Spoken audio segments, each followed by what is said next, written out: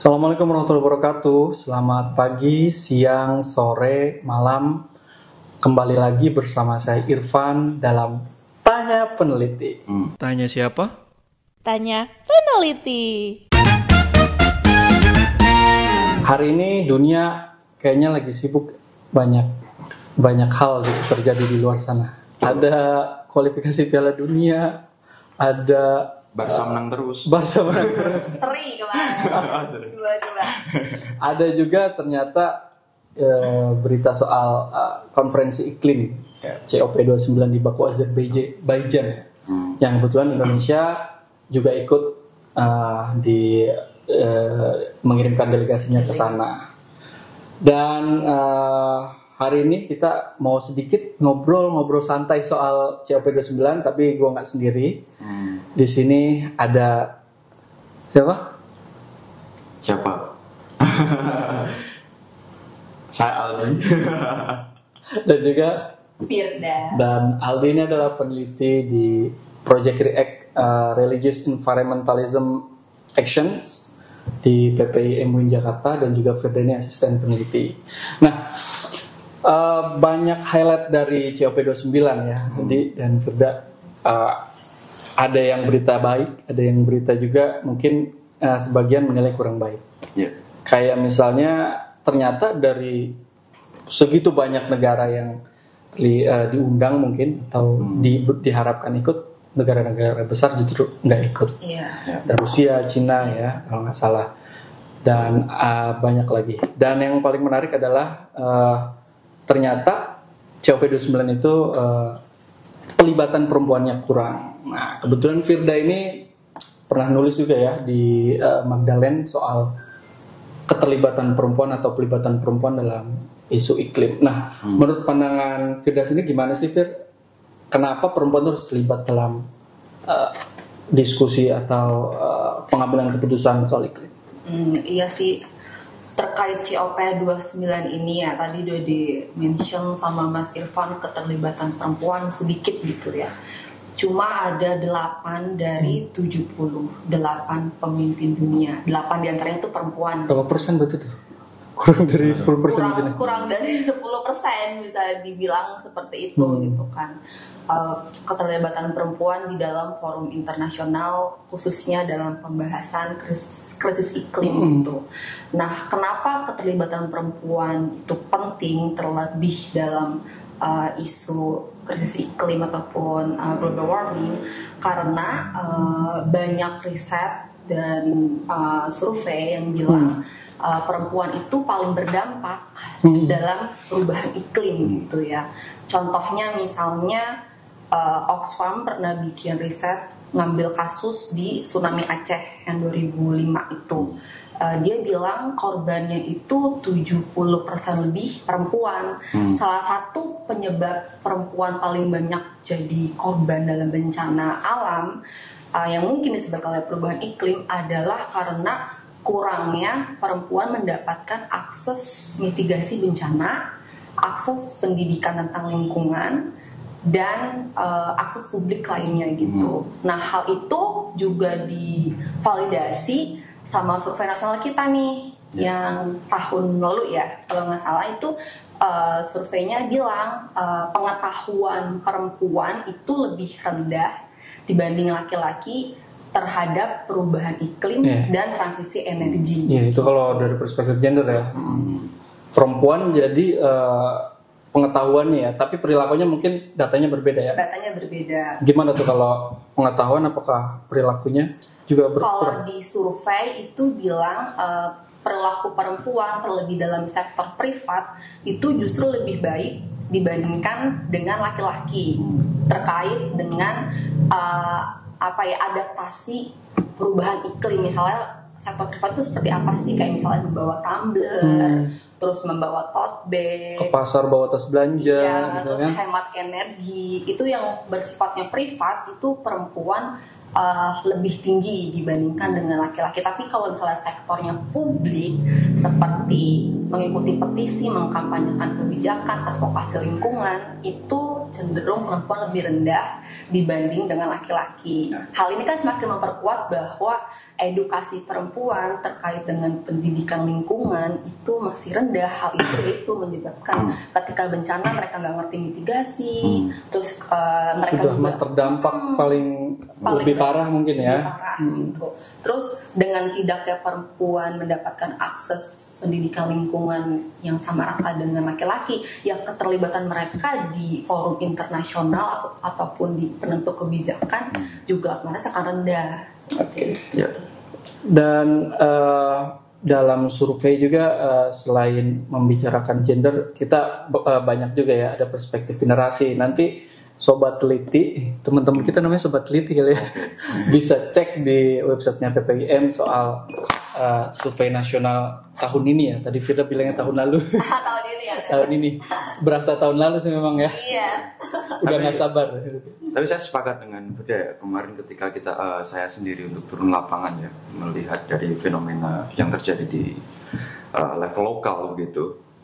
Itu memang keterlibatan perempuan dalam hal pengambil keputusan di ruang publik begitu ya, keterlibatannya sebagai pengurus di salah satu desa yang ada di Yogyakarta itu sebagai pengurus program kampung iklim itu ya, padahal desa Yang KLHK ya? Iya, yang KLHK itu padahal di kampung itu sudah mendapatkan program tingkat utama begitu.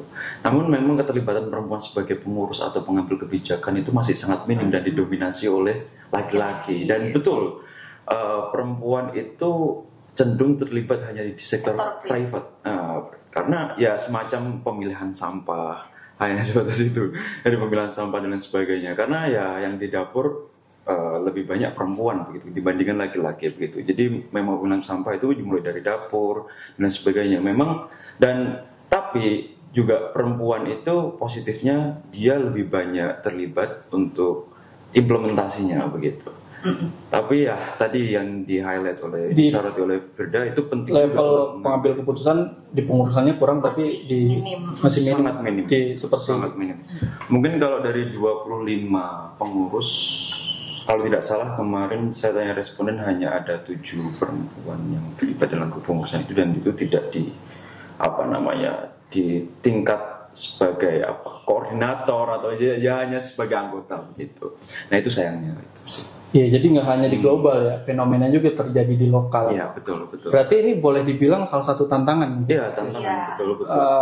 Bagaimana perempuan sebagai orang yang juga lebih terdampak bisa dilibatkan di level pengambil keputusan di organisasi-organisasi yang fokus pada lingkungan ya.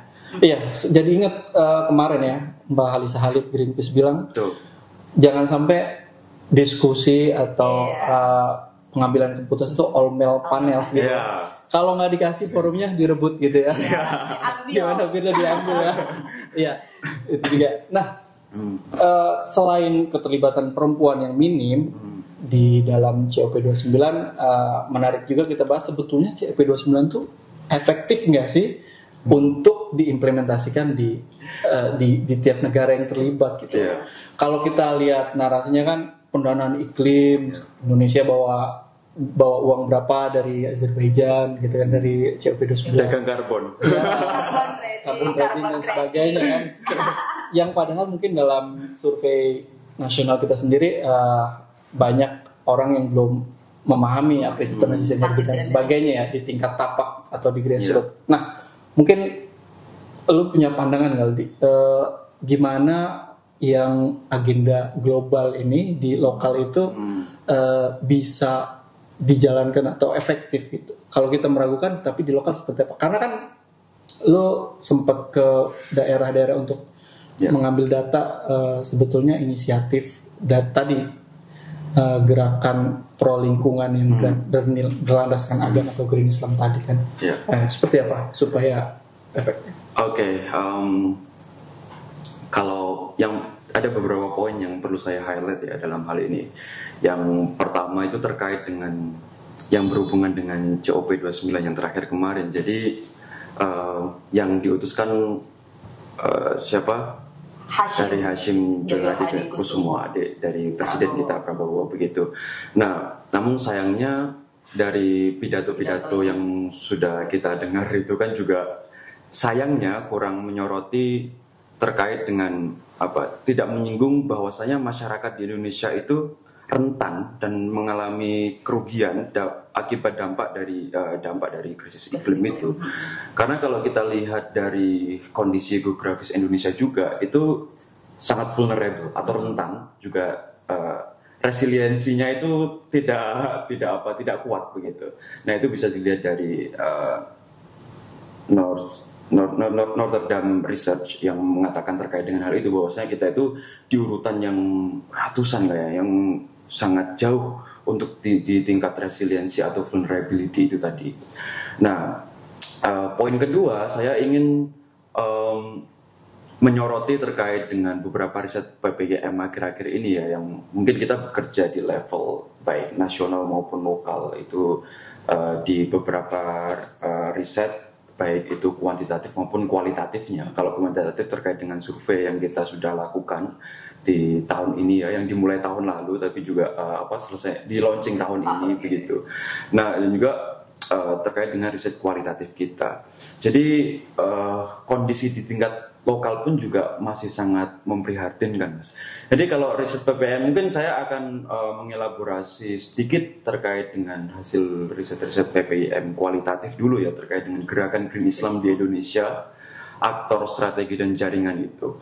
Nah, yang nantinya akan publish dalam bentuk buku ya, sudah keluar ISBN-nya ya, dipublish oleh Win Jakarta Press gitu.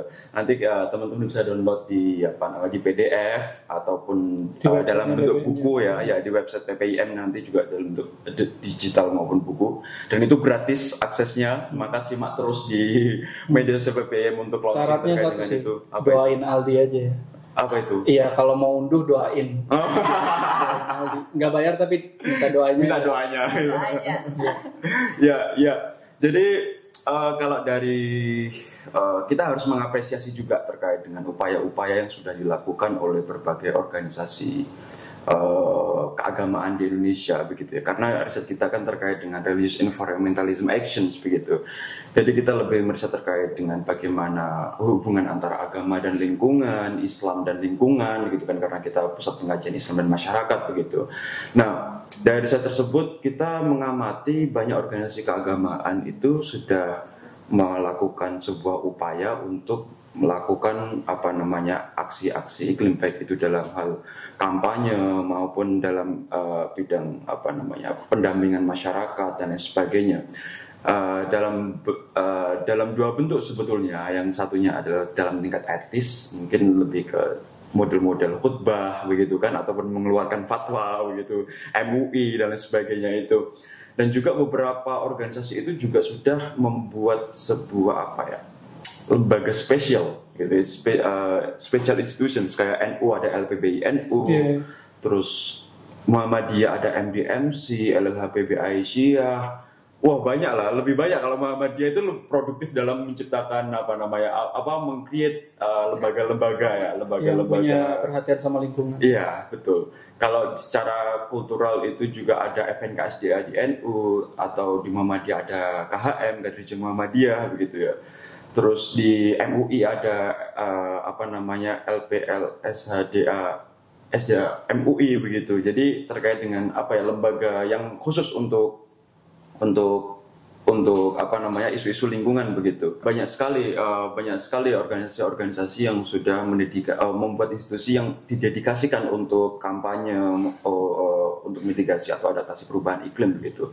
Nah, tapi sayangnya dari kelemahan organisasi itu masih terlibat dalam small scale project, small scale project. Sayangnya itu sibuk sama masing-masing komunitasnya ya. Iya, betul. Ya. Dan juga masih segmented juga. Organisasi keagamaan itu banyak di Indonesia. Kita menemukan ada 192 dan 142 itu yang berbasis Islam. Sisanya itu campuran begitu ya, organisasi yang campuran berbasis agama begitu. Nah, tapi sayangnya ya mereka hanya terlibat dalam small scale project begitu, tidak masif di tingkat akar rumput pun tidak masif ya. Juga contohnya karena saya juga berasal dari departemen politik begitu ya.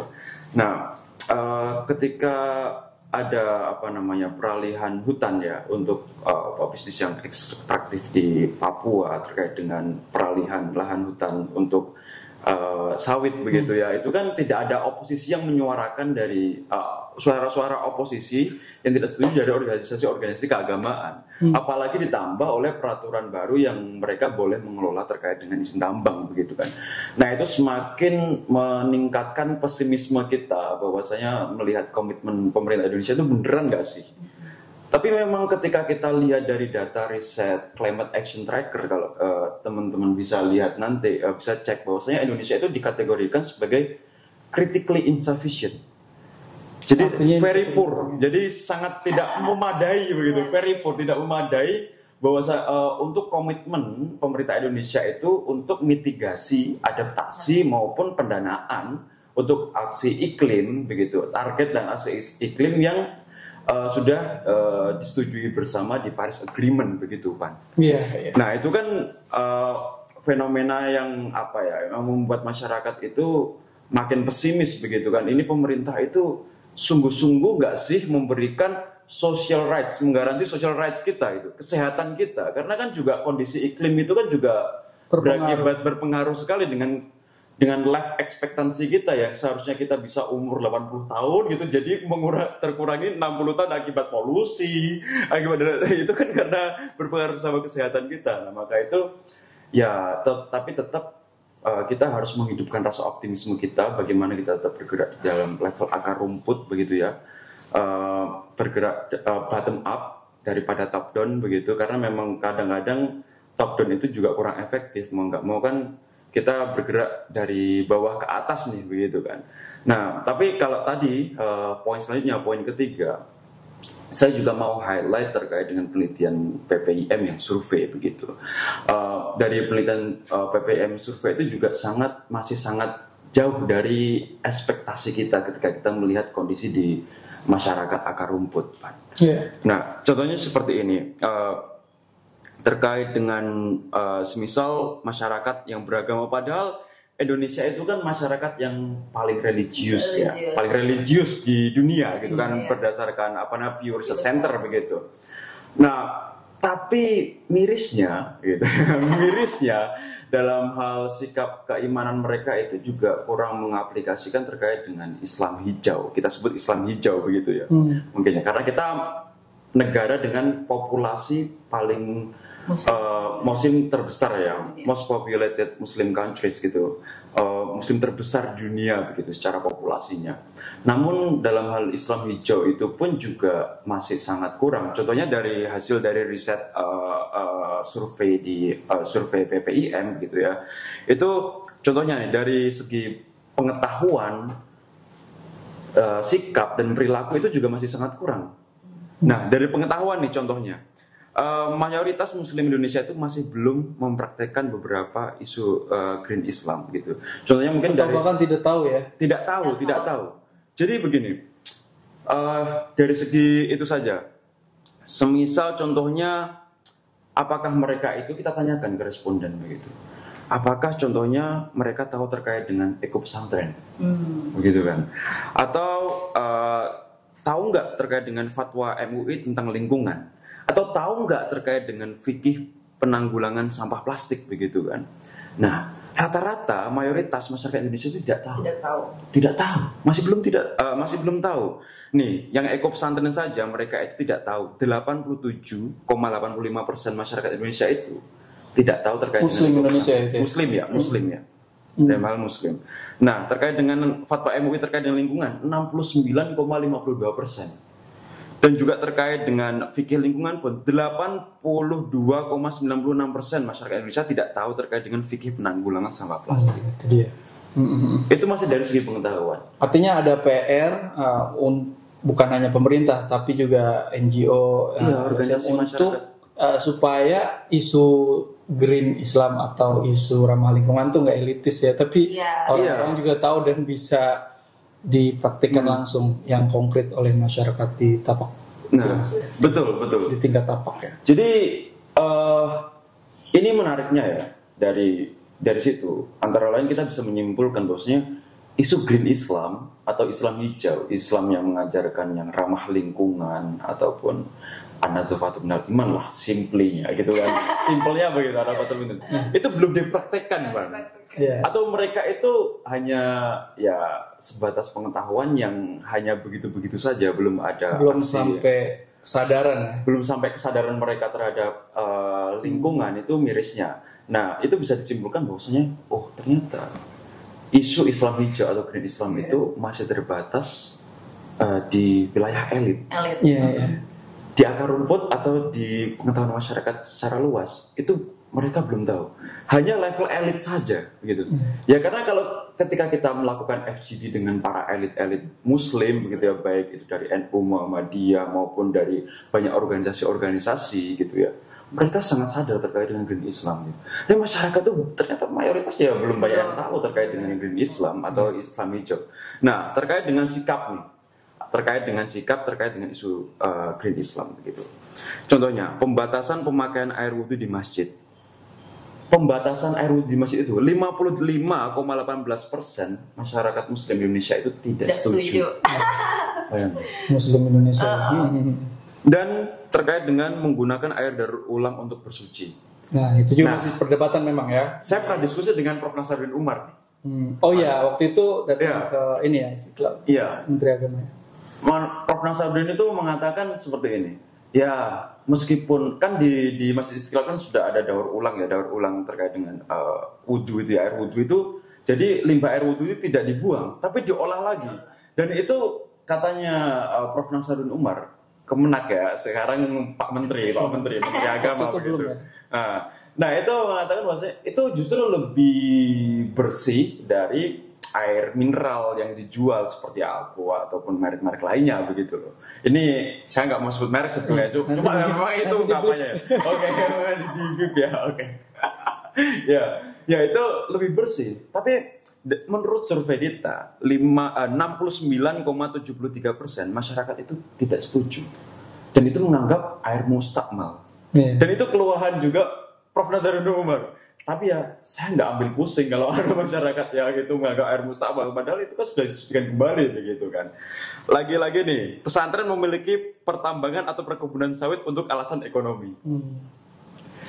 Hanya dari sikapnya masyarakat Muslim Indonesia itu hanya 28,51% yang tidak setuju.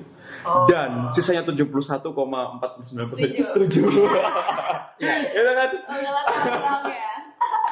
Dan masih banyak lainnya, Pan. Nah, ya memang itu kalau di lapangan kalau kita mau berkaca gitu ya, mau mengejar agenda global, ya walaupun masyarakat di tingkat tapak tuh sudah konkret dan langsung menyentuh penerima manfaatnya ya sama komunitas mereka, masih ada beberapa PR tadi ya. Gimana pengetahuannya bisa sampai, terus gimana kesadarannya bisa terkait Green Islam ini bisa dipraktikkan juga dan lain sebagainya. Dan tadi menarik juga nih, Firda kan sempat membahas soal keterlibatan perempuan ya. Dan kebetulan di survei kita juga ada ya, tadi sudah disebutkan juga bagaimana perempuan itu di tingkat privat aja, domestik belum. Nah, kalau dari menurut Firda sendiri, kenapa sih keterlibatan perempuan di ranah publik itu kurang? Apa karena memang punya tantangannya sendiri gitu, atau memang kondisi masyarakatnya belum punya kesadaran perempuan harus dilibatkan? Kenapa kurang? Salah satu jawaban yang paling sering ditemukan ya karena masih langgengnya budaya patriarki gitu ya, menempatkan perempuan tidak dipercaya gitu ya, inferior gitu.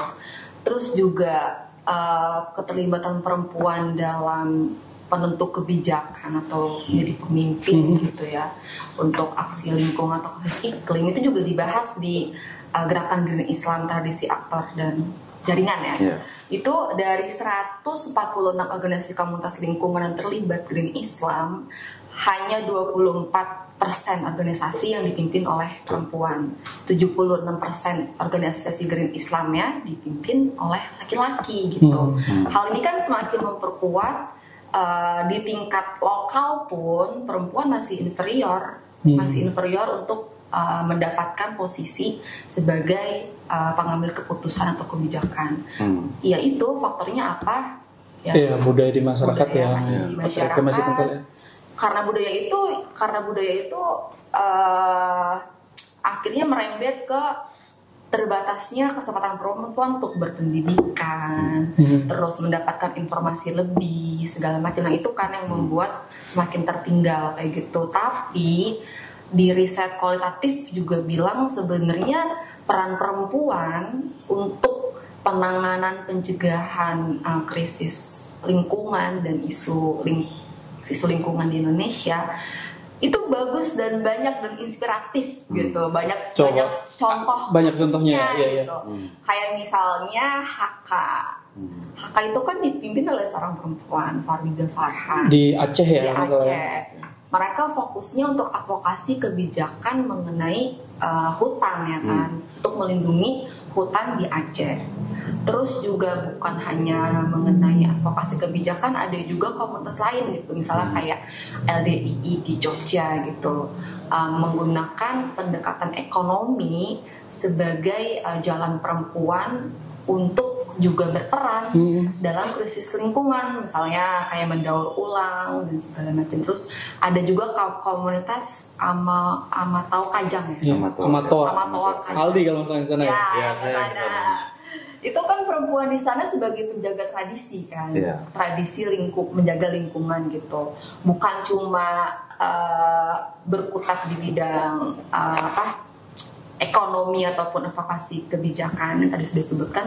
Ternyata di komunitas lain perempuan juga bisa mengkampanyekan isu lingkungan melalui media sosial gitu, misalnya kayak komunitas Ekodin itu juga dipimpin atau diketahui oleh seorang perempuan. Komunitas ini itu mengkampanyekan untuk green life habits gitu, ya kan. Nah, contoh-contoh temuan-temuan di lapangan dari riset kualitatif itu sebenarnya membuktikan kalau perempuan dikasih kesempatan untuk memimpin dan sebagai penentu kebijakan, mereka mampu berperan dan berdampak besar bagi perubahan lingkungan dan bagi masyarakat sendiri gitu.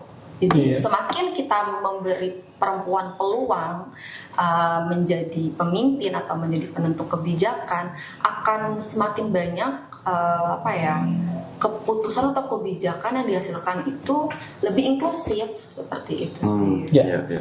Itu deh, sepakat juga ya, supaya baik di global maupun di lokal keterlibatan perempuan bisa lebih banyak ya.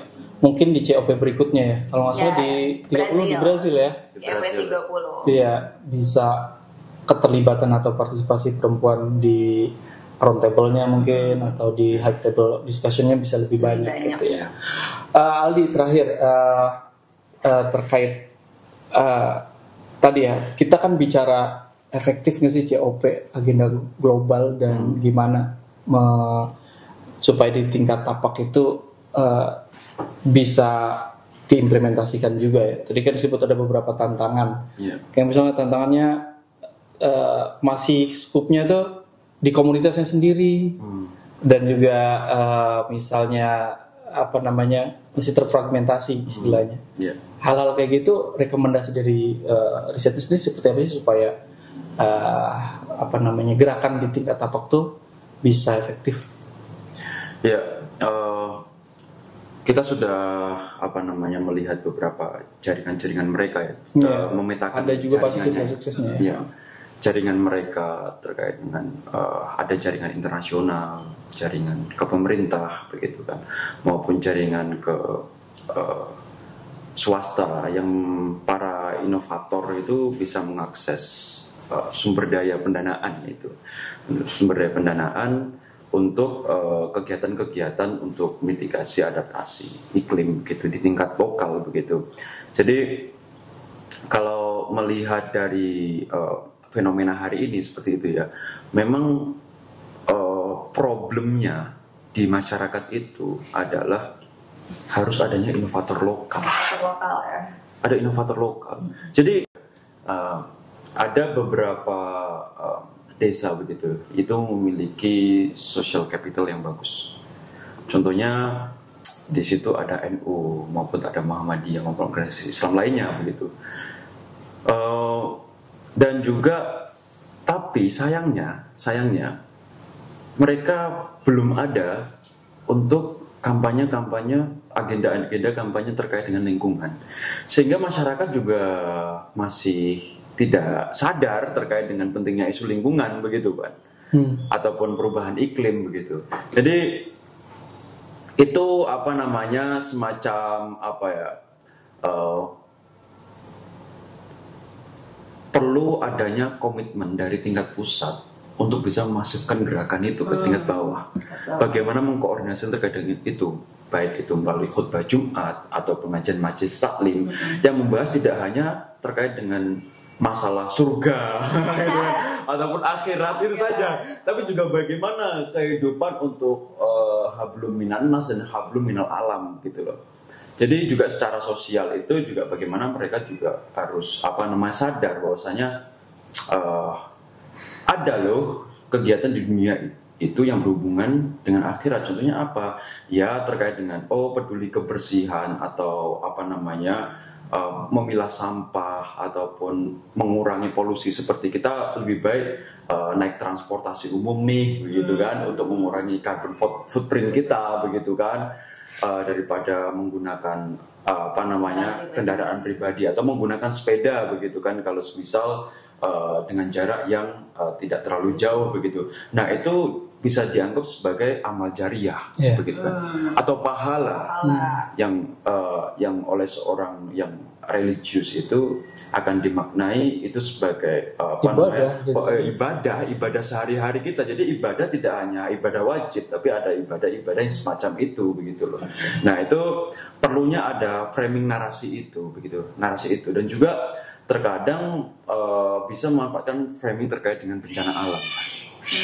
Jadi begitu. Framing bencana alam itu memang gerakan terkait dengan Green Islam atau religious movement, Green religious movement gitu ya. Di Indonesia itu memang berawal dari bencana sebenarnya, kebencanaan dia. Karena orang ketika tertimpa bencana biasanya reflektif kan. Iya. Reflektif, dia merefleksikan diri kenapa gitu. Kan sebetulnya bencana itu kan tidak hanya diakibatkan oleh Tuhan mengganjar suatu masyarakat itu karena banyak yang berdosa terus diberikan bencana, itu kan pemikiran yang membuat dunia muslim itu mengalami kemunduran. Jadi kita harus juga melihat bahwasanya ada hulunya apa sih gitu kan.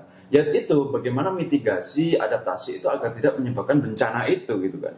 Jadi biar tidak terjadi bencana ya kita bagaimana melakukan langkah-langkah agar tidak terjadi bencana. Contohnya jangan buang sampah sembarangan dan sebagainya. Nah, framing semacam itu agar tidak terjadi bencana. Kalau masyarakat itu masih minim terkait dengan literasi, terkait dengan perubahan iklim begitu ya, ataupun terkait dengan environmental degradation atau krisis lingkungan, itu bisa dimulai dengan kata-kata kebencanaan tadi. Kebencanaan dan juga framing agama tadi. Iya.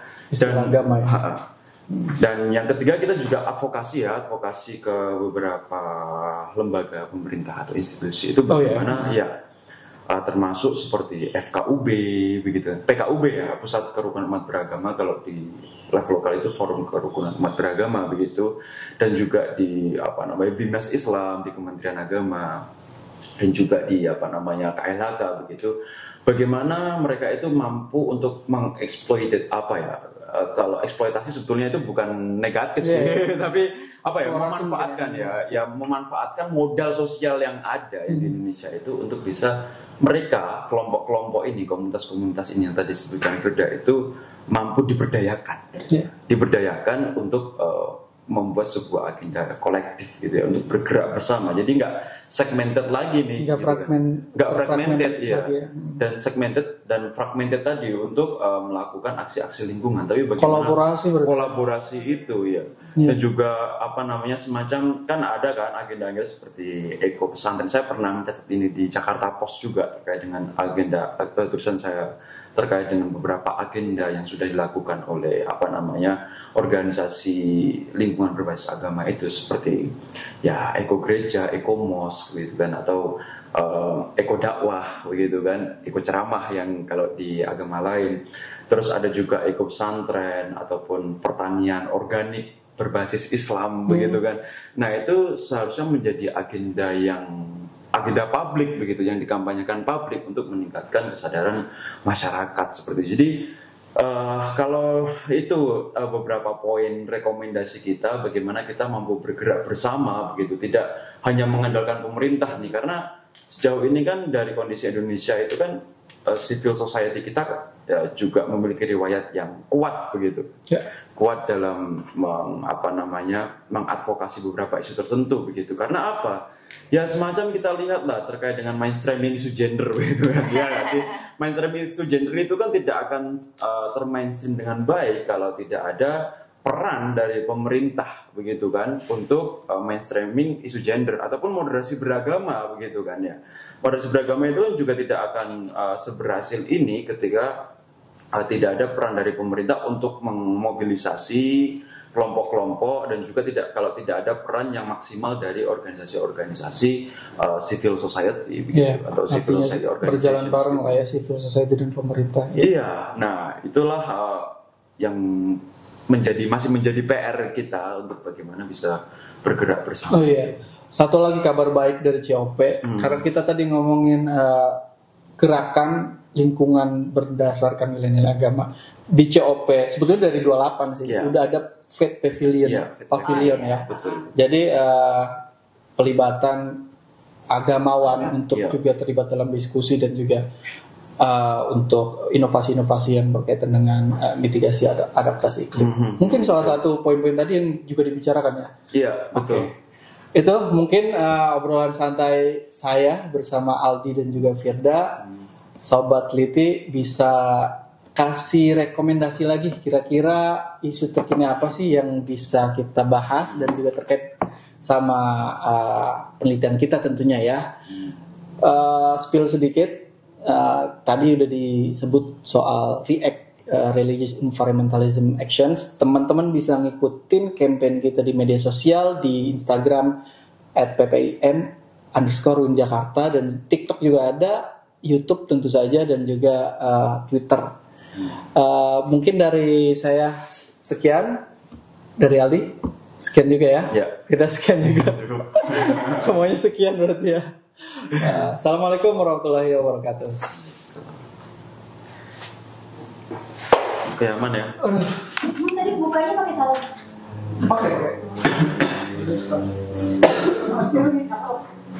Oke, aman ya.